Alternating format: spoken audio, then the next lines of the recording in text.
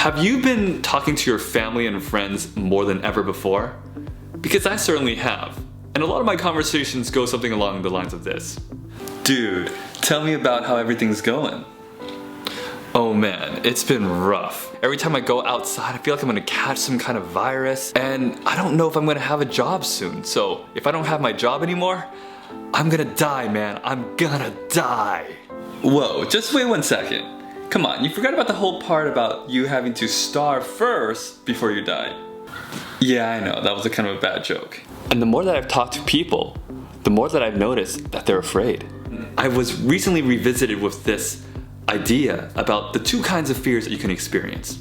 And the two kinds of fear that you can experience are, number one, real-time fear. Fear that is happening right now. So for instance, let's say there's a rattlesnake just weaving through the ground and you can hear it rattling. In that very moment, you would think, oh shoot, I gotta either throw a rock at it or I gotta just run. And you'd have this response to know what to do.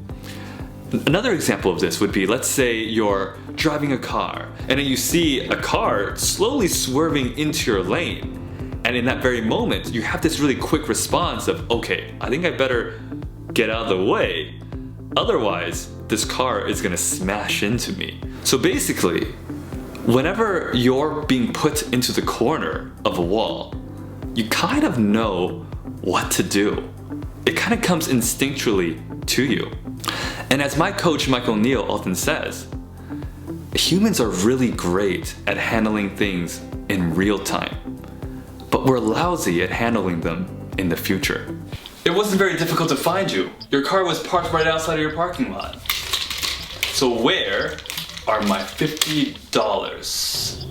I'm gonna be honest, I don't have your $50 from the last poker's game, but I have an idea. I can give you an IOU, which is just as good. Okay, you're off the hook this time, but next time. Which leads me to the second kind of fear. Future fear. In other words, we can call this future fear worry. And worry is this really unpleasant kind of paranoia type of feeling. They're out there to get us, but they can't. They can't get us because we're inside. I'm inside my place. How can they get me when I'm inside here? I'm fine.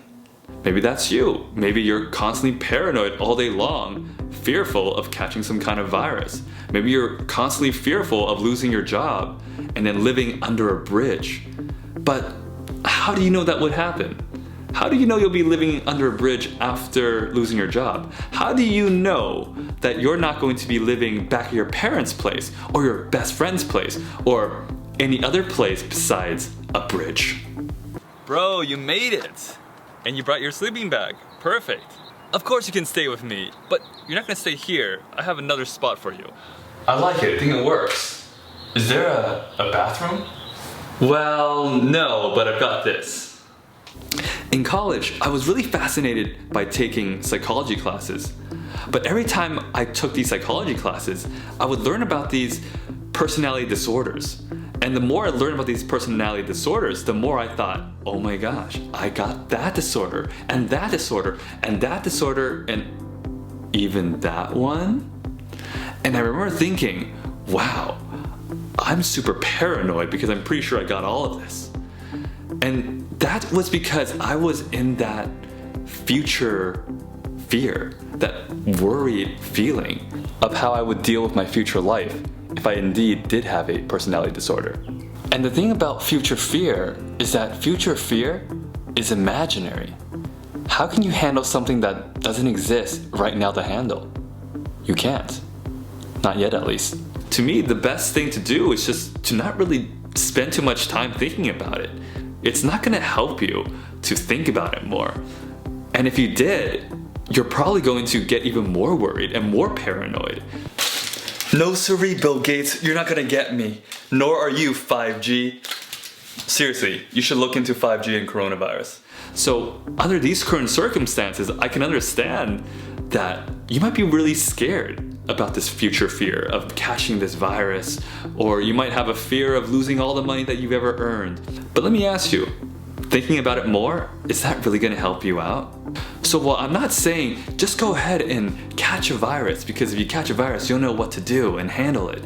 I'm saying do the best you can to take care of yourself, but don't worry too much, because if you worry, it's not gonna do that much better for you. So I hope this video helps you navigate around your own fears. So at this point, if you're less afraid than the guy who is afraid of being abducted by an alien, then you know that I've done a pretty good job, and you should hit that subscribe button as well as click on the notification bell so you can receive future videos.